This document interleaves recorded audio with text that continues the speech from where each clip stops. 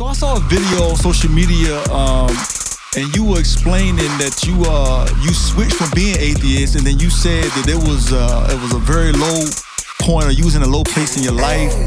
But if it's not too personal, can you explain what that low place was? Yeah, for sure. Man, I was homeless. I was in between houses. I was a teen parent. I had my first 2 kids at the age of 15. At this point, I remember it like it was yesterday. I just had this convo with a guy on the phone that I met out here. Man, I was just looking at life like, man, it don't make no sense. One of my close homies had died. My family was actually invited to join a secret society. It's a whole doctrine that I was studying that was teaching against God. And I just got to this low point where it was like, yo, this just ain't making no sense. And I remember I was sitting in my car. I had a 1987 Chevy Caprice. I was one of the cars that had 6-seater, 3 in the front, 3 in the back. We used to wild out, you feel me? But one day I was just sitting in my car and I'm thinking about my life, and I'm like, man, this ain't it. You know what I'm saying? I wasn't an active father. I wasn't involved in my kids' life at all. And I just remember that day sitting in the car. Mind you, I haven't smoked in like 10 years. It's been 10 years since I smoked, but I was smoking a cigarette, and I was just like, you know, God, if you're real, forgive me. Like, I messed it up.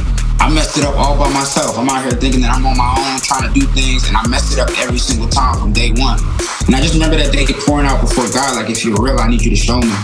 And, you know, shortly after that, life just started making sense. It didn't happen all at once, but as I started walking with him each and every day, learning him, going to church every Sunday, I felt like church just gave me direction.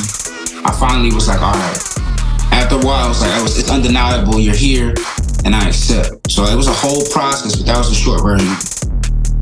Well, I appreciate you sharing that with us.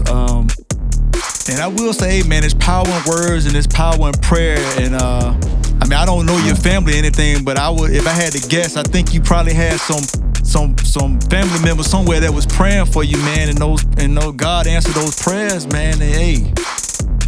You know, my parents used to always tell me, man, you know, hey, I can share this with you, man, because I feel like we like family. But my parents used to always share with me, you know, you come to them 2 ways. You can come, you know, willingly, or you could come kicking and screaming. But when it's your time, you know, you gonna come. So.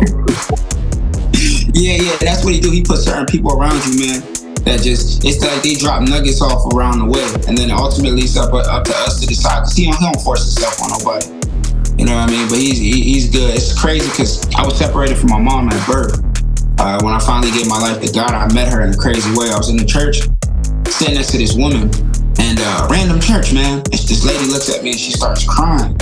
She's like, Jordan, you don't remember me? She's like, I'm your aunt. Your mom's my sister. Random woman in the church start crying. Wow. So she was like, yeah, your mom lives here. Go visit her. And the first thing my mom said to me was, I prayed for you.